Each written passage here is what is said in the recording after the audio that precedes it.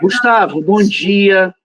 Fala, Rodrigo. Você está numa euforia. Primeiro de tudo, lembrar que a gente está fazendo esse papo no Empório Cinematográfico, que é a rede 7x7, canal no YouTube, canal na internet, canal nas redes sociais, que celebra a força do audiovisual em todas as suas latitudes.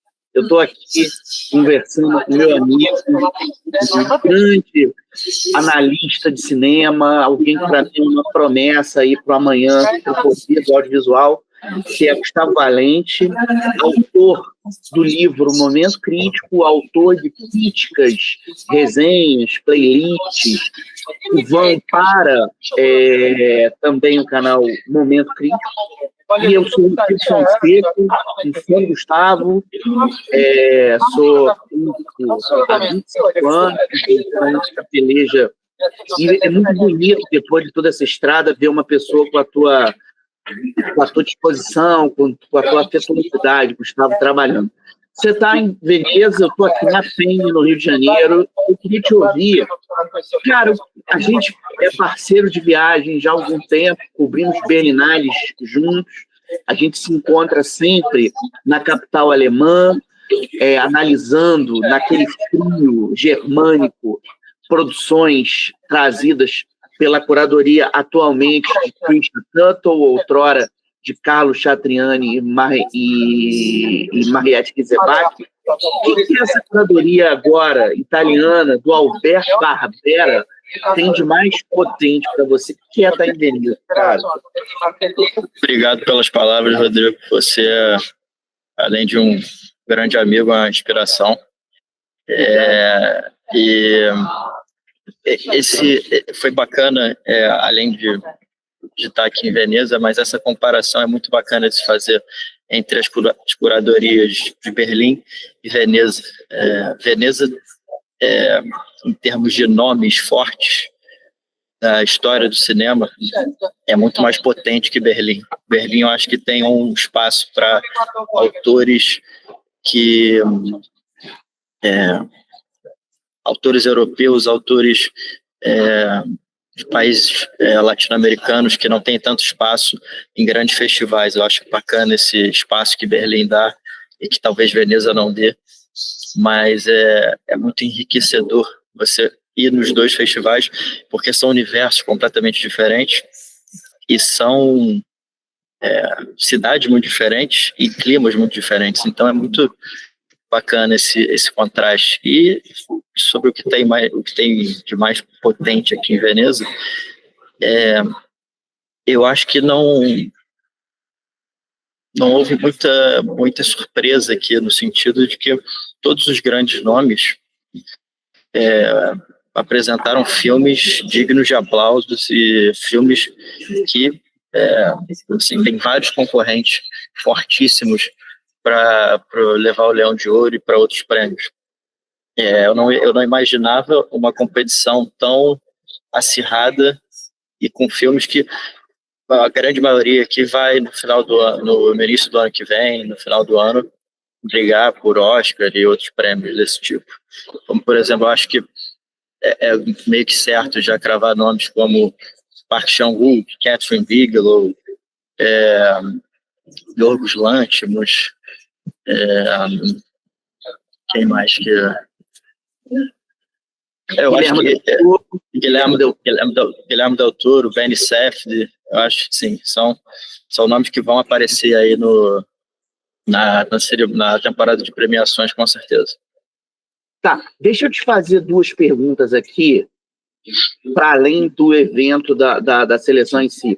O nosso produtor, que é um grande montador, também diretor, que é o Marlo Gianotti, que está aqui pilotando esse nosso papo. Marlo, obrigado por teu empenho aí com o cinema. Deixa eu te perguntar uma coisa. O Marlo estava trazendo uma questão interessante, antes da gente começar, sobre a mística e a mítica que envolve Veneza. A gente chama de Terra das Gôndolas, né? Tem todo o facinho. Eu tive aí 2 vezes, Gustavo, eu cobri o Festival de Veneza em 2018, que foi o ano da vitória do Alfonso Cuarón. Eu fui na primeira apresentação do Alfonso, e eu fui em 2019, que foi o ano do Coringa, um ano muito assim, fervente, principalmente para o Brasil, porque a gente tinha acabado de sair da consagração do Bacurau no Festival de Cannes, e aí passava o Wasp Network, do Olivier Assayas, que tem o Wagner Moura no elenco, então tinha assim, tinha uma coisa que era um momento que a Bárbara Paz estava com um documentário dela, belíssimo, aliás, sobre o Babenco, enfim, tinha toda uma coisa muito caudalosa naquele ano. Mas eu pouco pude curtir a cidade. O que é Veneza como cidade, cara? Eu estava falando com o Marlo, é uma cidade, assim, cinematográfica, no sentido de que alguns lugares, e dependendo do horário que você passeia, parecem cenários, assim, não parece que é real. Não tem, é uma cidade lotada de pessoas, mas é uma cidade pequena e que não tem carro, não tem barulho de carro. O único transporte que você tem, além de andar, é barco. Então, assim, é uma experiência para quem vive no Rio, para quem vive nessas metrópoles e tal, é uma experiência única, além de ser uma cidade que tem um quê de... É uma cidade que já foi explorada no cinema várias vezes, já foi... tem, inclusive, filmes que eu amo, como Morte em Veneza, Don't Look Now, do Nicolas Roeg, mas, ao mesmo tempo que tem essa aura misteriosa, ela tem uma aura romântica também. Então, é uma cidade paradoxal nesse sentido. Só para contextualizar a galera aqui, eu acho que uma coisa que quem vive guarda isso como uma cicatriz positiva para o resto da vida dos festivais são os perrengues que a gente precisa fazer para chegar nos lugares. Eu sei que é uma curiosidade, eu não vou tomar muito tempo com isso. Que horas você acorda para ir para os filmes? Que horas começam as sessões? O que me chamou muita atenção quando eu estive aí, Gustavo, é que assim, Cannes é tudo muito cedo. Você tem que sair de casa às 6h30, as sessões começam às 8h, não tem colher de chá com atraso, é tudo muito leonino. Quando eu fui para aí, tudo começava às 9h, era um pouquinho mais relax. Como é que é esse ano, assim? Que horas você sai? Então, as sessões, normalmente, a primeira sessão normalmente começa às 8h30. E eu acordo umas 7, 6h50, e aí pego a barca e depois tem um ônibus e tal do festival, né, que leva as pessoas para o festival, e chego, sei lá, faltando 10 minutos assim para começar o filme. E uma coisa que me chocou aqui, que você falou essa coisa de Cannes ser bem regrado em relação à pontualidade, é que aqui muitas pessoas entram depois do filme. Eu já vi sessões aqui com pessoas entrando 20, 30 minutos depois do filme ter começado. O que não é comum, por exemplo, em Berlim, que eu já fui. Pois é, isso, na Berlim, isso é absolutamente impossível.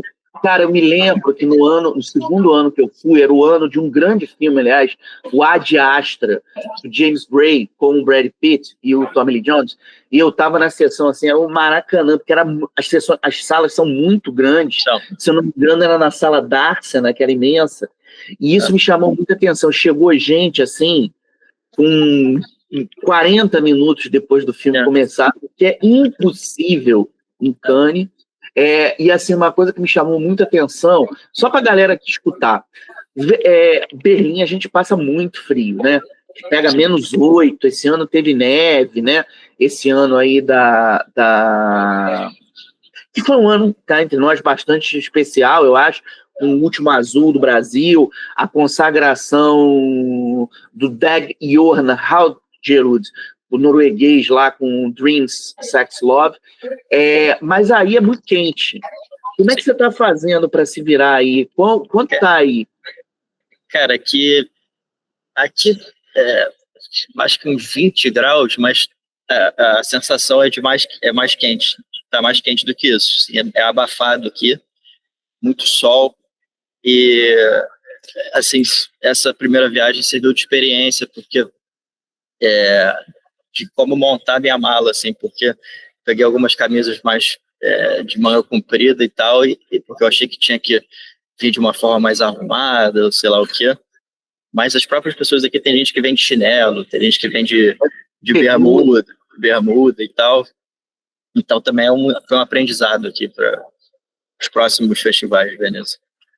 Gustavo, deixa eu te falar, no primeiro dia você produziu já um material muito interessante, e eu acho que é importante você explicar aqui onde é que as pessoas acessam esse teu material escrito, e esse arranque teu foi logo com o Sorrentino.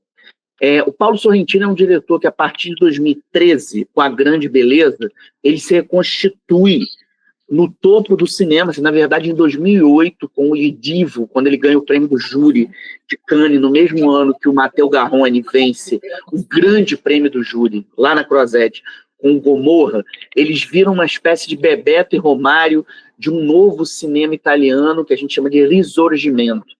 Pouquinho mais à frente, um ídolo teu, me permite usar a palavra ídolo, que é o Luca Guadagnino, que está aí com Depois da Caçada, que vai abrir o Festival do Rio, entrou aí nesse pacote. Aí a gente tem Laura Bispuri, a gente tem Paulo Virzi, a gente tem muita gente muito potente produzindo e dirigindo cinema na Itália hoje, principalmente tendo o Pier Francesco Favino como um ator assim, de uma geração cinquentona de peso, e tendo Tony Servillo, que é uma espécie de Raul Cortez dos palcos italianos, bombando.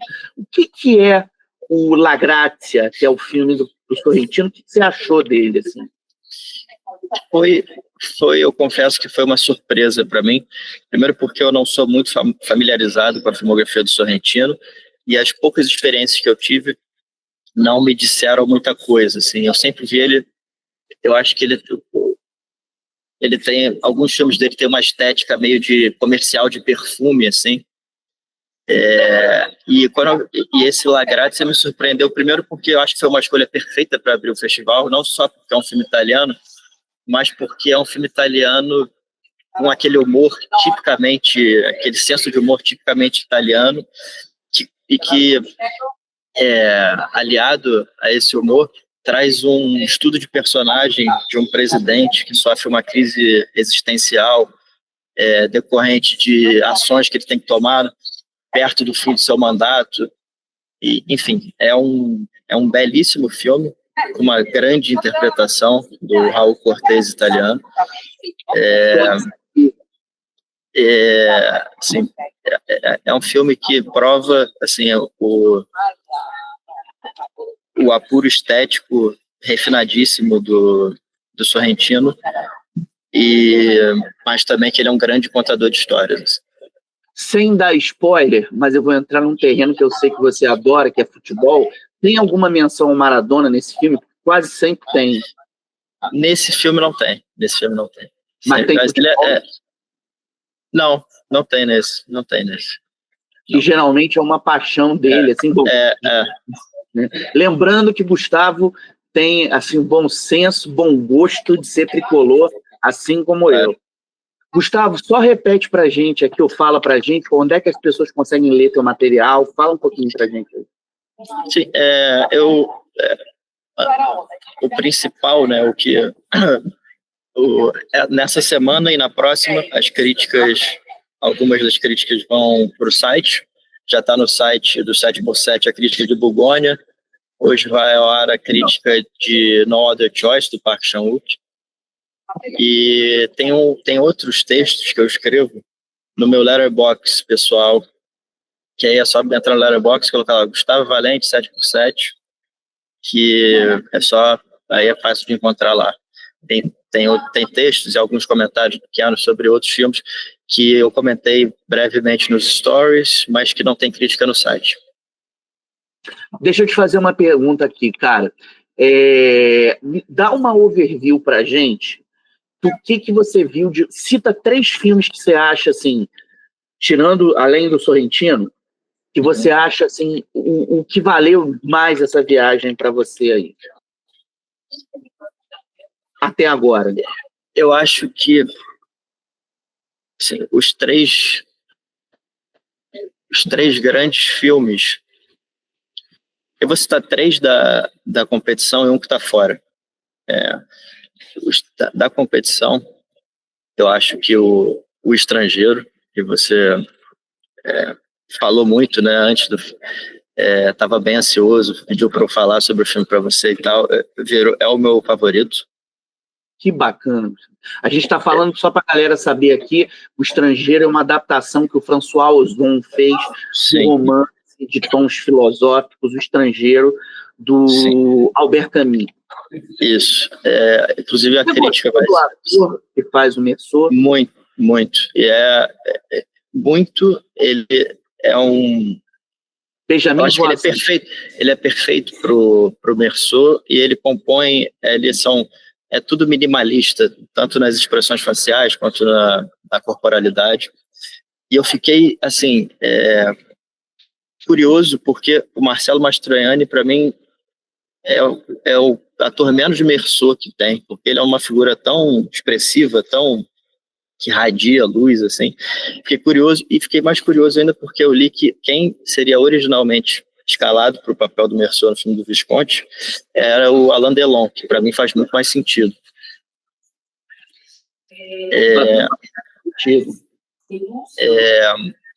Mas assim, a crítica desse filme vai para o site na semana que vem, e além desse, o filme do Park Chan-wook é maravilhoso, provavelmente vai ser um concorrente provavelmente do Agente Secreto no Oscar.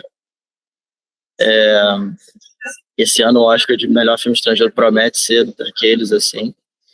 Ô, Gustavo, só para todo mundo, eu estou até pegando para ler o nome direitinho para vocês aqui. O filme do Park Chan-wook já tem título no Brasil. Ele se chama Sem Outra Escolha. Aqui ele é uma versão chamado PX, que chama O Corte, e inspirou em 2005, exatamente 20 anos, um filme espetacular do Costa Gavras, que está em cartaz aqui com Uma Bela Vida. E assim, a concorrente da Coreia. Assim, ele é um filme de suspense? Você chamaria ele de filme de suspense? Não, é um filme que ele pode ser vendido como suspense, ele tem tudo de suspense, mas ele é encenado como uma comédia. E aí que é tá. Beleza. Que é o que o Park Chan-wook, que o Park Chan-wook mostra toda a sofisticação da linguagem dele, porque nas mãos de um diretor menos hábil, o filme possivelmente seria um desastre, assim. Mas ele é tão habilidoso, tão espetacular, que ele costura, assim, é um filme com humor extremamente sofisticado, e ele constrói um caos cômico que nunca escorre das mãos dele, e colocando comentários sociais assim muito pertinentes, extremamente atuais. Muito bacana isso. Aí o terceiro qual seria? O terceiro é o Smashing Machine, do Ben Safdie, estrelando The Rock, Dwayne Johnson, que é um filme que vai na contramão do que é considerado convencional nesses filmes, nessas cinematografias esportivas, porque não é um filme sobre os momentos gloriosos e um clímax espetacular, assim, como tem nesses filmes. É muito mais um filme sobre um estudo minucioso das nuances desse protagonista e como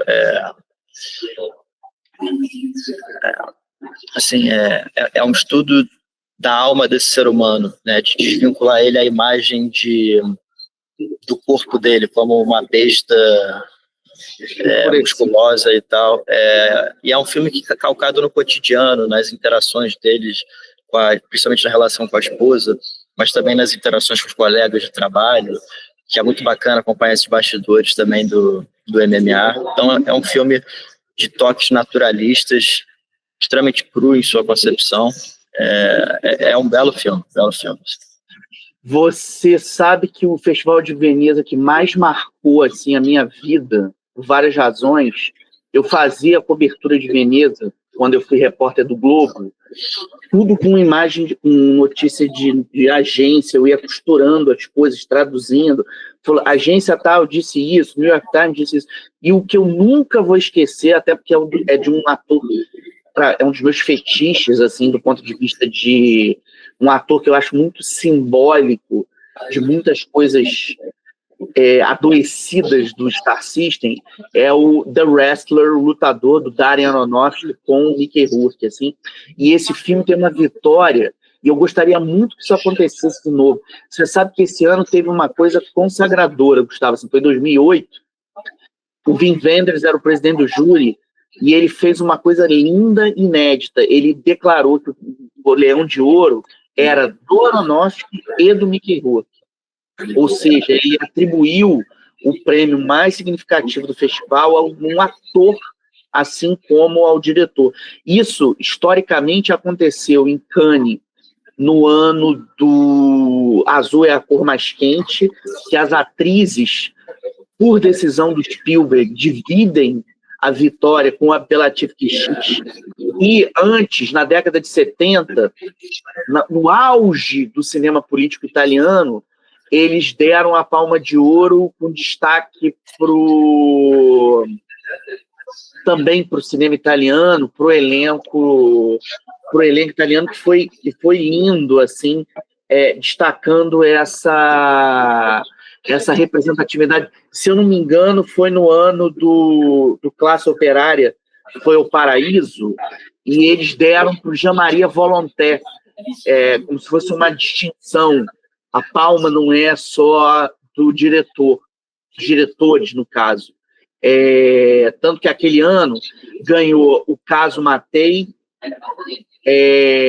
do Francesco Rossi, e o Classe Operária, do Hélio Petri, e a vitória compartilhada com o Jean-Marie Volonté como uma menção especial. Assim, é um marco isso da história do cinema. Então, espero que se repita. Para a gente fechar, duas coisas. Qual foi o filme fora de competição que te marcou mais? Disparado, assim, o After the Hunt, do Guadagnino. Depois da Caçada, no Brasil. Depois da Caçada, isso. É um filme que vai dar o que falar, eu acho, pelo tema, por como o Guadagnino pela coragem do Guadagnino na forma de abordar esse tema, na forma orgânica que ele apresenta os seus personagens, sem impor ali uma visão para o espectador. O espectador, ao longo da trama, vai tomando suas decisões ali do que vai. E eu achei, assim, deu o que falar. Eu até comentei com você quando eu vi o filme, porque eu achei muito, foi impactante quando o filme começa com os créditos, com a grafia nos créditos dos filmes do Woody Allen. E depois ele disse que foi uma homenagem mesmo, e que quando ele estava fazendo o filme, ele só pensava em filmes como Crimes e Pecados, A Outra, entre outros filmes do Woody Allen. E realmente, os personagens desse filme, eles poderiam facilmente estar num filme do Woody Allen. Assim. Esse é um meio que o Woody Allen conhece muito bem, só que com a cara mais do Guadagnino, e também prova que ele é um autor extremamente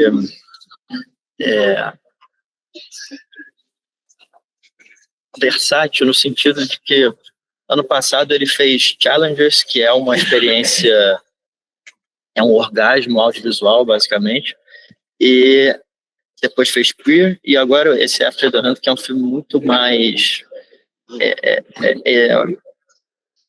muito mais sugestivo, muito mais sutil do que o Challengers. Então ele transita muito bem entre diferentes estilos, o que eu acho raro hoje em dia.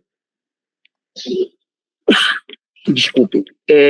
Acho que eu estou espirrando de ansiedade para ver esses filmes todos. Só para a gente fechar, Gustavo, o seguinte, você falou do Challengers, o Rivais seria o filme de abertura de Veneza em 2023, mas não foi por conta da greve dos roteiristas. Então ele teve que ser substituído à força por um filmaço chamado Comandante, que Eduardo De Angelis, com o Piero Francesco Fábio, que entrou aí. Só para finalizar aqui para a gente, nessa reta final, qual é do que falta? tem algum que está te interessando dessa reta final, assim, que está mais, assim, pô, só falta esse mesmo para eu matar meus desejos dos grandes, assim?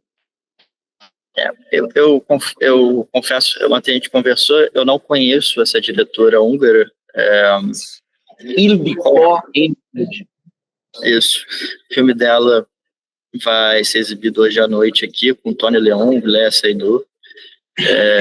Esse é um filme que eu tenho uma expectativa, mas assim, o filme que quando eu vi que ia ter, que é fora de competição, eu fiquei muito interessado, inclusive porque eu fiz uma semana sobre ele há pouco tempo, no 7x7, é o documentário sobre o John Boorman e o Exorcista dele, o Exorcista 2, que é um filme extremamente controverso e tal, e o legado desse filme e tal, por diferentes perspectivas. Então é um documentário que eu estou muito ansioso para assistir. Bacana, bacana. Só lembrando para a galera do 7x7 aí, dos nossos canais, no júri de Veneza, que é presidido pelo diretor Alexander Payne, diretor americano de Rejeitados, Nebraska, Eleição, está a brasileira Fernanda Torres, que nos trouxe para o Brasil, né, o Globo de Ouro no início do ano, nos deu inúmeras alegrias com Ainda Estou Aqui, que hoje pode ser visto no Globoplay, e que nesta terça-feira foi eleito pela FEPRESS, a Federação Internacional de Imprensa Cinematográfica, o filme do ano, que é uma laurea que será atribuída, chamada Grand Prix FEPRESS, que será atribuído nesta na semana, no dia 19 de setembro, no Festival de San Sebastián, no norte da Espanha. A FIPRESS concedeu esta semana, aí em Veneza, um prêmio especial, o FIPRESS 100, de comemoração dos seus 100 anos, para o diretor malaio radicado em Taiwan, originário de Taiwan, que é Tsai Ming-liang, de O Buraco, com a projeção de Vive l'Amour, que deu a ele o Leão de Ouro de 94, empatado com Antes da Chuva, do Milko Mankiewicz. Gustavo, muita sorte. Não me volte daí sem um quadrinho para mim. Curte essa reta final. E, cara, só peço para você se despedir aqui, só dando assim uma última frase. O que o cinema italiano te deu de mais sólido na sua cinefilia? Eu acho que é difícil falar. Eu acho que são muitos diretores que eu amo do cinema italiano, mas o filme, assim, eu acho que é o filme mais poderoso que eu já vi. Se eu fizesse um top 5 da vida, com certeza estaria aqui a Hulk e Seus Irmãos. Eu sei que você gosta muito também, do Luchino Visconti, que é um melodrama operístico dos mais lindos, com a performance assombrosa do Alain Delon, que inclusive tem muito a ver com o personagem, tanto o arco do personagem quanto a performance do Al Pacino em Poderoso Chefão. Assim, esse é um dos filmes da minha vida, assim, sem dúvida. Curte Veneza. Galera, se vocês gostaram aqui do nosso papo, deixem seu like, deixem suas sugestões.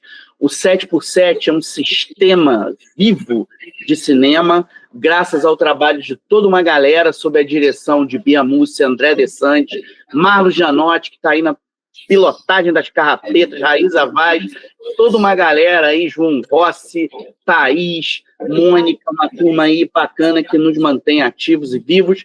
Eu sou Rodrigo Fonseca, acompanho meus papos aí no Arena no 7, eu esta semana falando de Invocação do Mal. Gustavo, salve o cinema, obrigado por você ser corajoso, vívido, tá amando o cinema. Muito bacana ser teu amigo. É isso, valeu, Rodrigo. Grande abraço. Acompanhe aí a cobertura nos stories lá no Instagram e no site, Momento Crítico também. E é isso. Até a próxima. E leiam o livro do Gustavo já, venda Momento Crítico. Valeu, meu querido. Abraço. Valeu.